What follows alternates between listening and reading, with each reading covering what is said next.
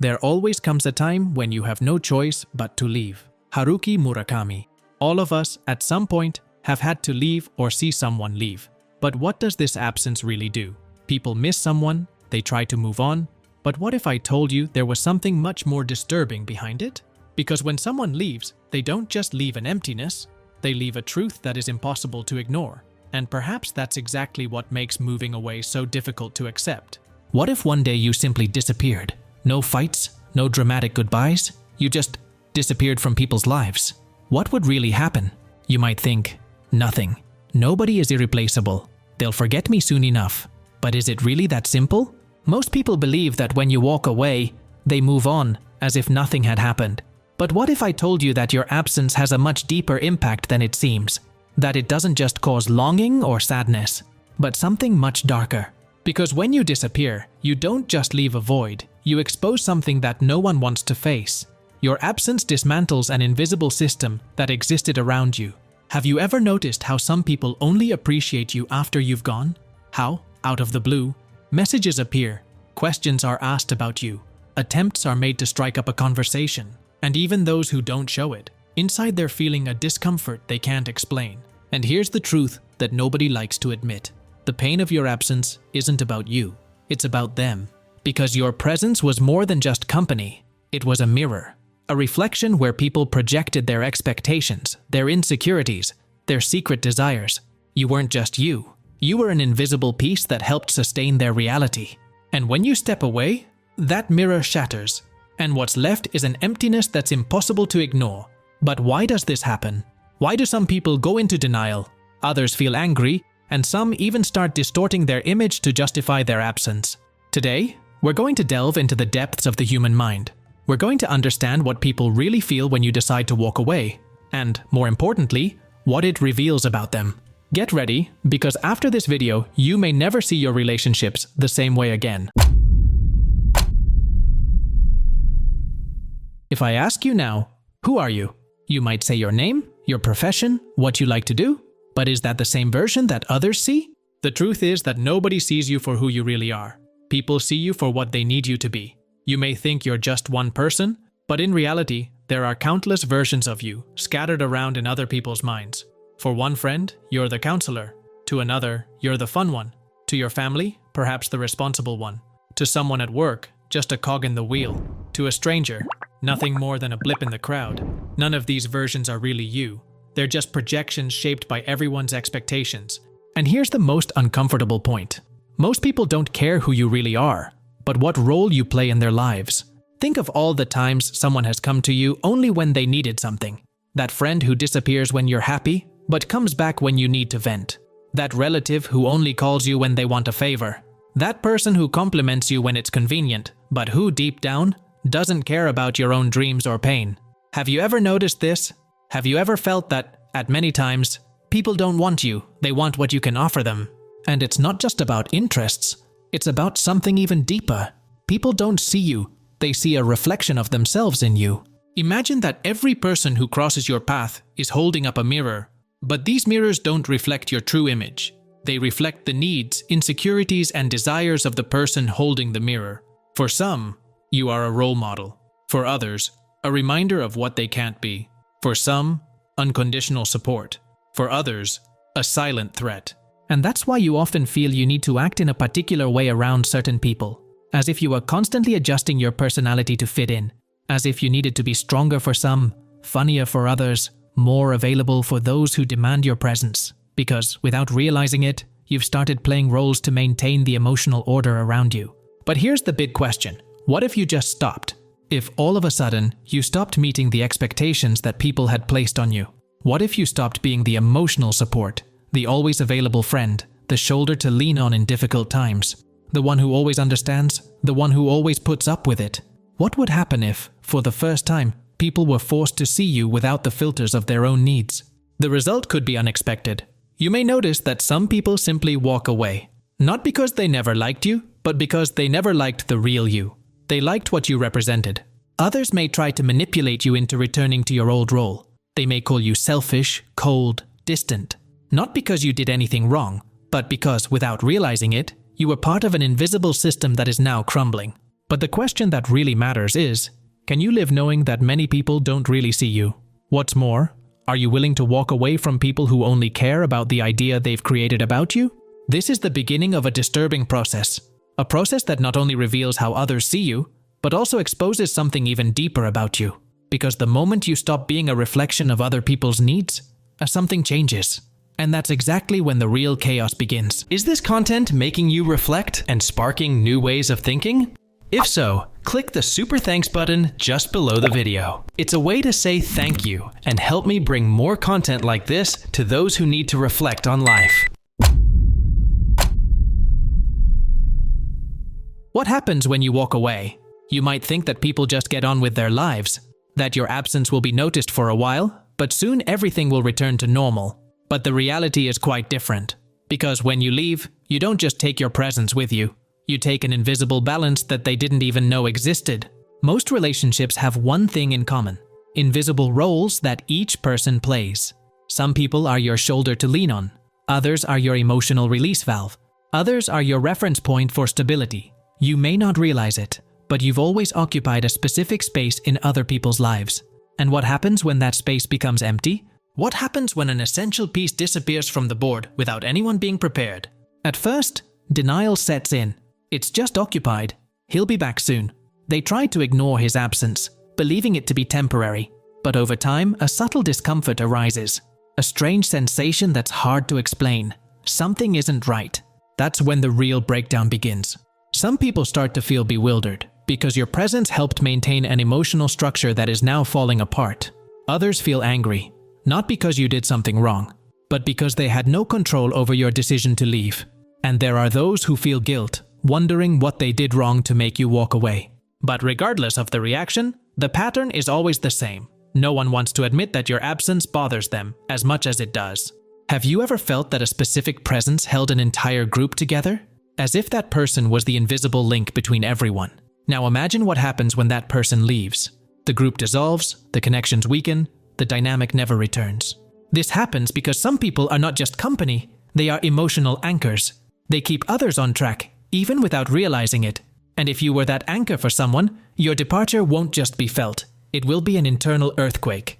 And make no mistake, the void you leave isn't just about longing. It's about what your absence forces others to face. Because when someone leaves your life, you have to deal with what's left behind. If someone used you as a distraction from their own problems, now they have to face their own pain without you. If someone depended on you for validation, they now have to deal with their own insecurity. If someone projected an idealized version of you, now they have to accept that they never really knew you. And that's the most uncomfortable part. You were never the problem. The problem is that your presence filled spaces that have now been exposed. When you walk away, some people will try to bring you back. They'll send you messages, ask if you're okay. But if they realize that you're really gone, something changes. The annoyance turns into frustration, and frustration turns into resentment. Suddenly, you're seen as the villain of the story. You've changed. You disappeared. You've abandoned.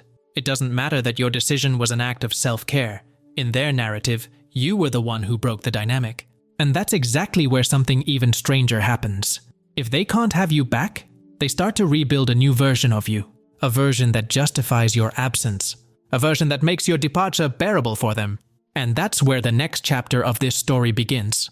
Because if people can't accept that you're gone, they create a version of you that never existed. Walking away isn't just about walking out of people's lives. It's getting out of the narrative they've created about you. As long as you're there, present, your image is under control. You talk, you act, you explain yourself. But the moment you leave, people start to fill that void with whatever is most convenient for them. This becomes even clearer when someone close to you suddenly disappears. Think of someone who was once present in your life and, over time, disappeared. At first, perhaps you missed them. Then you started trying to understand. Why did this person move away? And then your mind began to build up a story. Did they think they were better than you? Did they never really care? Or did something happen and you didn't even notice? The human mind can't stand empty spaces. It needs explanations. And when those explanations don't exist, we create our own versions of the facts. Some people do this in a positive way. Absence transforms the person who has gone into someone almost idealized. Suddenly, everything that was good about them becomes even greater. More important, that friendship that wasn't so special now seems unforgettable. That relationship that had its problems now seems perfect in memory. This happens all the time to people who lose someone. It's only after someone has gone that many people realize how valuable that person was. But they realize it too late. Others do the opposite. They need to turn this absence into something negative. If you've gone, then something wrong has happened. And since you're no longer there to defend yourself, the story can be written in whatever way is most convenient. You've changed. You walked away because you're selfish, because you never really cared, because you wanted to feel superior. Any justification is valid as long as it eases the discomfort of your absence. And there's a third type of person, the one who simply erases you from history. If you were once important, now you're nothing. You never meant much. You never made a difference. It's as if your existence has been swept under the carpet. But ironically, the more someone tries to pretend that you were never important, the more obvious it becomes that your absence bothers them. This happens in all kinds of relationships. A classic example can be seen in couples who break up. At first, there may be nostalgia, good memories, but as time goes by, and especially if one of the parties feels they have lost, the narrative changes. The person who used to be the love of my life now becomes a mistake that should never have happened. Suddenly, what was affection becomes resentment.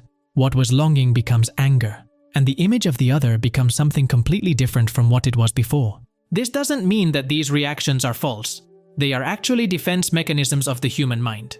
When someone walks away and doesn't give us answers, we fill in the blanks with whatever makes the most sense for our pain. But here's the problem. The version they create of you has nothing to do with who you really are. This means that, after a while, you stop being seen for who you were and start being remembered only for the story that others tell about you. And that story can be completely different from the truth. But what happens when this new version of you starts to spread? What happens when people start sharing these stories, transforming your image into something you never were? And most importantly, what happens when even you start to doubt who you really are? Moving away from someone doesn't just change the way they see you, it changes the way they see you. And that's where it gets really interesting, because your absence doesn't just create an external void, it opens up internal cracks.